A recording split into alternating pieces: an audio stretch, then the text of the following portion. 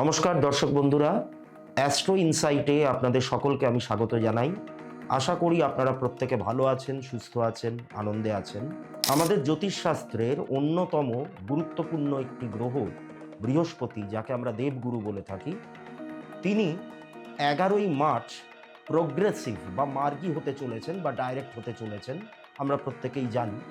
তো এই ডাইরেক্ট হওয়ার ফলে বা মার্গী হওয়ার ফলে এর প্রভাব বিভিন্ন রাশির ওপর, আমাদের রাশিচক্রের যে 12টা রাশি রয়েছে, মেষ থেকে শুরু করে মীন রাশি পর্যন্ত, তো এই রাশিগুলোর ওপর কীরকম প্রভাব পড়বে তাই নিয়েই আজকে আমার আলোচনা।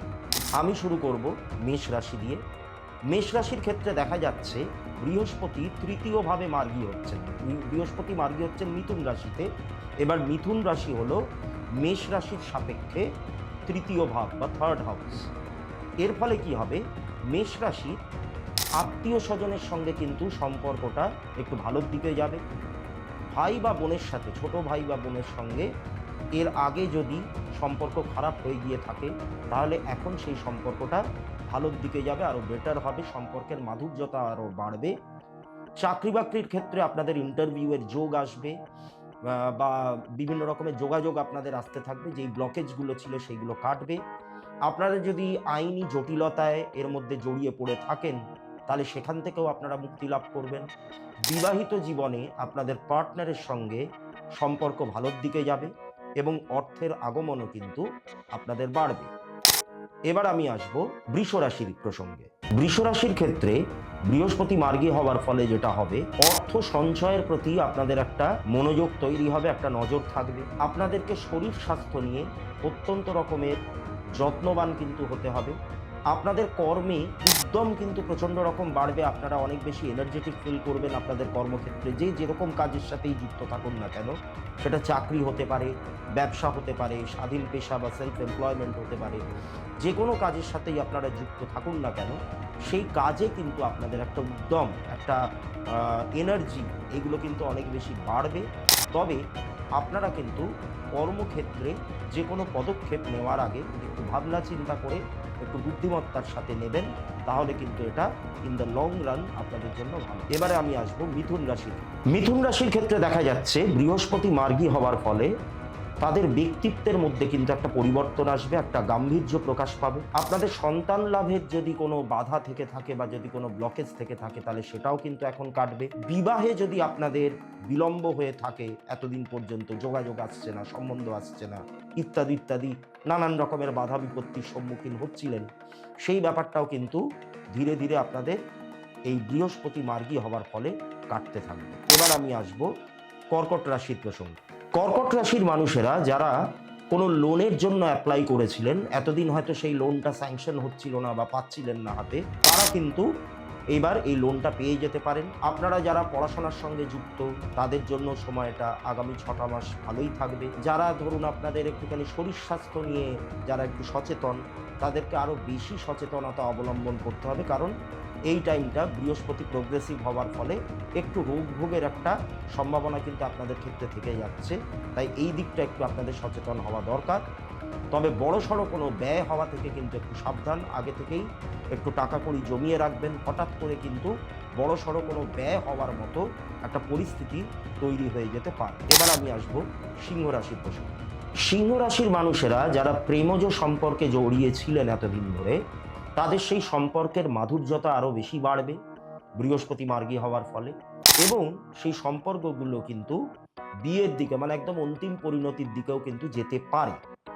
আপনারা যারা পড়াশোনার সঙ্গে যুক্ত, তাদের জন্য এই সময়টা খুবই ভালো। বিবাহের কিন্তু নতুন যোগাযোগ আসতে পারে। চাকরি বাকরির জন্য নতুন কোনো ডাক আসতে পারে। আপনারা যদি আইনি জটিলতায় ইতিপূর্বে জড়িয়ে থাকেন, তাহলে কিন্তু সেই জটিলতা থেকে আপনারা মুক্তি পাবেন, মামলা মোকদ্দমা থেকে আপনারা বেরিয়ে আসতে পারবেন এই সময়টা। এবার আমি আসব কন্যা রাশির প্রসঙ্গে। কন্যা রাশির ক্ষেত্রে কর্মে কিন্তু পদোন্নতি হওয়া বা প্রমোশন হওয়ার একটা যোগ দেখা যাচ্ছে বৃহস্পতি মার্গী হওয়ার ফলে। এছাড়া নতুন কোনো চাকরির যোগাযোগ, সেটা কিন্তু আসতে পারে। আপনারা নতুন ব্যবসা যদি চান তাহলে কিন্তু এই সময়টা শুরু করতে পারেন। আপনারা অনেক বেশি বুদ্ধিমত্তার সাথে কাজ করতে পারেন এবং কর্মক্ষেত্রে আপনাদের একটু কিন্তু জ্ঞানের প্রভাব, বুদ্ধির প্রভাব এগুলো কিন্তু দেখা যাবে কন্যা রাশির ক্ষেত্রে। এরপর আমি আসব তুলা রাশির প্রসঙ্গে। তুলা রাশির জাতক জাতিকারা যারা কোনো ব্যবসার সঙ্গে যুক্ত, তারা সেই ব্যবসাটাকে আরও বেশি করে মডিফাই করতে পারেন। বিশেষ করে পৈতৃক ব্যবসার সঙ্গে যারা যুক্ত, তারা কিন্তু এই ব্যবসাটাকে আরও বাড়িয়ে নিয়ে যেতে পারেন। আপনাদের সন্তান লাভের একটা সম্ভাবনা থেকে যাচ্ছে। মামলা মোকদ্দমা থেকে বেরিয়ে আসতে পারবেন। বেশিরভাগ ক্ষেত্রে এখানে দেখা যাচ্ছে যে সেটেলমেন্ট হয়ে যাবে, কেসগুলো সেটেলমেন্ট হয়ে যাবে। যারা কম্পিটিটিভ এক্সামের জন্য প্রিপারেশন নিচ্ছেন, তাদের জন্য কিন্তু এই সময়টা অত্যন্ত ভালো, যে কটা দিন বৃহস্পতি মার্গী থাকবে। এবার আমি আসব বৃশ্চিক রাশির প্রসঙ্গে। বৃশ্চিক রাশির মানুষদের অর্থের দিকটাতে একটুখানি সাবধান হতে হবে। আপনাদের বুঝে শুনে ব্যয় করতে হবে। যদি ইনভেস্ট করতে চান সেটাও আপনাদেরকে ভাবনা চিন্তা করে ইনভেস্ট করতে হবে, তা না হলে কিন্তু বড়সড় ব্যয় হয়ে যাওয়ার একটা সম্ভাবনা রয়েছে। আপনাদেরকে একটুখানি নিজের মেজাজের ওপর একটা নিয়ন্ত্রণ আনতে হবে, রাগের ওপর একটা নিয়ন্ত্রণ আনতে হবে। হঠাৎ করে যার তার সঙ্গে অহেতুক ঝামেলায় আপনারা কিন্তু জড়িয়ে পড়বেন না। উত্তরাধিকার সূত্রে আপনাদের সম্পত্তি এবং অর্থলাভ দুটোরই সুযোগ রয়েছে। আগামী 3-4 মাস কি 5 মাসের মতো একটা টাইমিং রয়েছে আপনাদের হাতে, আপনারা কিন্তু এইগুলো পেয়ে যেতে পারেন। এবারে আমি আসব ধনু রাশির প্রসঙ্গে। ধনু রাশির মানুষদের ক্ষেত্রে বিবাহিত জীবনে সম্পর্কের মাধুর্যতা বাড়বে। আপনারা যদি কোনো পার্টনারশিপ বিজনেস শুরু করতে চান, তাহলে সেটাও কিন্তু শুরু করবার এটাই একদম সঠিক সময়। আপনাদের চিন্তা ভাবনার মধ্যে একটা পরিবর্তন লক্ষ্য করা যাবে। অনেক সৃজনশীল ভাবনা চিন্তা আপনাদের মধ্যে আসবে, দেখা যাবে। একটু বড়সড় ব্যয়ের দিক থেকে একটুখানি সাবধান হতে হবে কোথাও ইনভেস্ট করতে গেলে। বিশেষ করে শেয়ার মার্কেটে যদি আপনারা ইনভেস্ট করতে চান, তাহলে কিন্তু সেই জায়গাটা আপনাদের একটুখানি সাবধানে পা ফেলতে হবে। এবার আমি আসব মকর রাশির ক্ষেত্রে। মকর রাশির মানুষদের এই পিরিয়ডটাতে, মানে যতদিন বৃহস্পতি মার্গী থাকবেন বা ডাইরেক্ট থাকবেন, এই পিরিয়ডটাতে আপনারা ধার দেনা থেকে মুক্তি লাভ পেতে পারেন। আপনারা যারা আধ্যাত্মিক জগতের সঙ্গে যুক্ত, তারা কিন্তু এই টাইমটাতে অনেকটাই উন্নতি করতে পারেন এবং নতুন কোনো সম্পত্তি ক্রয় করা, বিশেষ করে বাড়ি বা জমি, এইগুলো কেনার একটা সুযোগ কিন্তু আপনাদের আসছে। অর্থাৎ আপনারা আপনাদের অ্যাসেটগুলো বা স্থায়ী সম্পত্তি আরও অনেক বেশি বৃদ্ধি করাতে পারেন এই পিরিয়ড। এবার আমি আসবো কুম্ভ রাশির প্রসঙ্গে। কুম্ভ রাশির মানুষেরা যারা অভিনয় জগতের সঙ্গে যুক্ত, তারা কিন্তু এই পিরিয়ডটাতে অত্যন্ত লাভবান হবেন। শুধুমাত্র অভিনয় বলে নয়, আপনারা যে কোনো টাইপের এই যে কলা কৌশল যেগুলো, মানে ধরুন সেটা নাচ হতে পারে, গান হতে পারে, আবৃত্তি হতে পারে, ছবি আঁকা হতে পারে, এই সমস্ত ব্যাপারগুলোর সঙ্গে যারা যুক্ত, তারা কিন্তু এই পিরিয়ডটাতে প্রচণ্ড রকম উন্নতি লাভ করতে পারেন। যারা সেলফ এমপ্লয়মেন্ট শুরু করতে চাইছেন, তারাও কিন্তু এই টাইমটাতে শুরু করতে পারেন, আপনাদের জন্য ভালো হবে। বিশেষ করে যারা কোচিং সেন্টার, তারপরে যে কোনো শিক্ষা প্রতিষ্ঠান শুরু করতে চান নিজের নামে, তারা কিন্তু এই পিরিয়ডটাতে করতে পারেন। এবার আমি আসবো আমাদের রাশিচক্রের অন্তিম রাশি মীন রাশির প্রসঙ্গে। মীন রাশির মানুষদের বিদেশ যাত্রার কিন্তু একটা সুযোগ লক্ষ্য করা যাচ্ছে। আপনারা যারা বিদেশ সংক্রান্ত কোনো কাজের সঙ্গে যুক্ত, তারা কিন্তু এই পিরিয়ডটাতে প্রচণ্ড রকমের উন্নতি লাভ করবেন। আপনারা আপনাদের কোনো পুরনো বন্ধুর দ্বারা লাভবান হতে পারেন বা উপকৃত হতে পারেন।